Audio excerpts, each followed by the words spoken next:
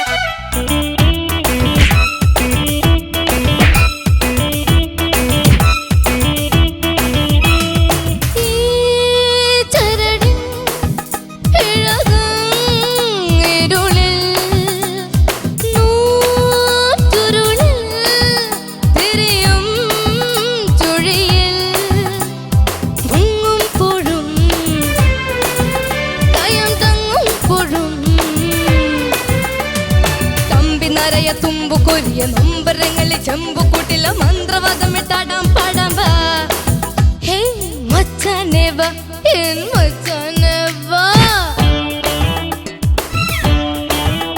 ആ മറ്റാരും കാണാതച്ചാരം താ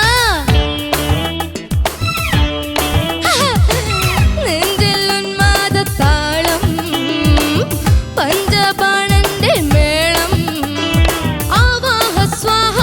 ജപിച്ചിട്ടും കുട്ടുക്കുമായി ബാബാ വരം താത്ത ഇത് പൂജ മഹാരാജ മച്ചാനെ വായൻ മച്ചാനെ ആ മറ്റാരും കാണാതാചാരം താ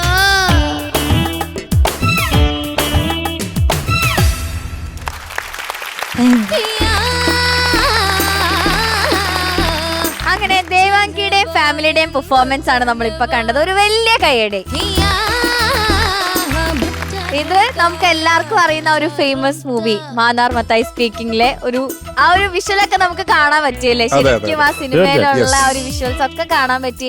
എനിക്ക് തോന്നുന്നു ഒബ്വിയസ്ലി എല്ലാം ക്ലിയർ ആയിരുന്നു. കുറെ കാര്യങ്ങളൊക്കെ ആ സിനിമയിൽ കണ്ട പോലെ തന്നെ ഉണ്ടായിരുന്നു. ഇനി നമുക്ക് പരിചയപ്പെടാം. ഇത് ദേവാങ്കിയുടെ അമ്മയാണ്. അച്ഛനെ ഇതുവരെ ഞാൻ കണ്ടിട്ടില്ല. നമ്മള് താഴെ കണ്ടിട്ടുണ്ടോ?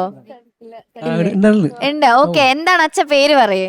ഹരീഷ്. ഓക്കെ, അച്ഛൻ എന്താ ചെയ്യുന്നത്? ഫാർമൽ എഞ്ചിനീയർ ആണ്. ഓക്കെ, പരിചയപ്പെടുത്തി ബാക്കിയുള്ളവരൊക്കെ. അതും ഇത് രണ്ടും എന്റെ കസിൻസ്. ഓക്കെ, ആ കസിൻ ചേട്ടന്മാരും പൊളിച്ചു, അടിപൊളിയായിരുന്നു. ഓക്കെ, അമ്മ ഫാമിലി റൗണ്ട് ഉണ്ടെന്ന് പറഞ്ഞപ്പോഴേക്കും ടെൻഷനായോ? അതെ അതെ, ടെൻഷനായി. അമ്മ ലാസ്റ്റ് വന്ന കാസ്റ്റിംഗ് ആണ് കേട്ടോ. അമ്മ കുറച്ചാൾ സ്ക്രിപ്റ്റിൽ ഉണ്ടായിരുന്നില്ല, പെട്ടെന്ന് വന്നതല്ലേ? എന്താ പെട്ടെന്ന് അമ്മയെ പിടിച്ച് കയറ്റാനുള്ള കാരണം? അമ്മ എന്തായാലും വേണം ഫാമിലി റൗണ്ടിൽ. അച്ഛൻ എന്തോ ഡാൻസ് ഒക്കെ ആയിരുന്നു. അച്ഛൻ അടിപൊളിയായിരുന്നു. എന്നാൽ അച്ഛന്റെ മുണ്ടൂരിന്ന് ശരിയല്ല കേട്ടോ. കിട്ടിയതൊക്കെ എങ്ങനെയാ അച്ഛാ ദേവാങ്കി? എങ്ങനെയാണ് ആള്? ദേവാങ്കി ഇപ്പൊ കളിച്ചില്ല, ഇപ്പൊ കളിച്ചതുപോലെ തന്നെ വീട്ടിലെങ്ങനെ മുണ്ടടിച്ചോണ്ട് പോവോ? വീട്ടില് ബട്ടൺ അല്ല, ഇങ്ങനെ മുണ്ടടിച്ചോണ്ട് പോകാറുണ്ടോ വീട്ടിലൊക്കെ? ആവശ്യമായി ഇങ്ങനെ ചെയ്യൂ. ഇപ്പൊ രാവിലെ ഉറങ്ങിയെടുക്കാൻ കുറച്ച് ലേറ്റായി വിളിച്ചു കഴിഞ്ഞാല് ഈ ഒരു സ്വഭാവം ഉണ്ടാവാം. മുണ്ട് പറിക്കും. അപ്പൊ ഇന്നലെ ടൗസർ ഇട്ട് പോകുന്നത് റിസ്ക് എടുക്കാൻ പറ്റത്തില്ലല്ലോ. മക്കള് ചവിട്ടി അങ്ങ് തേച്ച് കേട്ടാ. ചവിട്ടി വീട്ടില് മട്ട രസമായിരുന്നു അവര് ചെയ്തത്. നല്ല കാണാൻ എല്ലാരും അവരവരുടെ പണി വൃത്തിയായിട്ട് ചെയ്തിട്ടുണ്ട്. അച്ഛനാണ് ഭീകരമായിട്ട് ചെയ്തത്. അവസാനം ഇത് ഡോക്ടറാണോ? ഈ ഡോക്ടറും നഴ്സും കൂടെ വന്ന് എന്തിനാണ് നിങ്ങളെ ചികിത്സിക്കാനാണോ? ഞാൻ വരച്ച് നീ നട്ടല്ലേ ഔട്ടി പൊടിച്ചിട്ട് അതിനും ട്രീറ്റ്മെന്റ് വന്നതാണ്. അവസാനം ക്ലോറോഫോം കൊണ്ട് വന്നതൊക്കെ നല്ലതായിരുന്നു. സ്വയം മയങ്ങി അതൊക്കെ രസമായിരുന്നു. ഇവര് നിങ്ങളൊക്കെ എന്ത് ചെയ്യുന്നു? ജിഷ്ണു ശാന്ത്, ഞാൻ എഞ്ചിനീയറിംഗ് കഴിച്ചിട്ട് ചുമ്മാ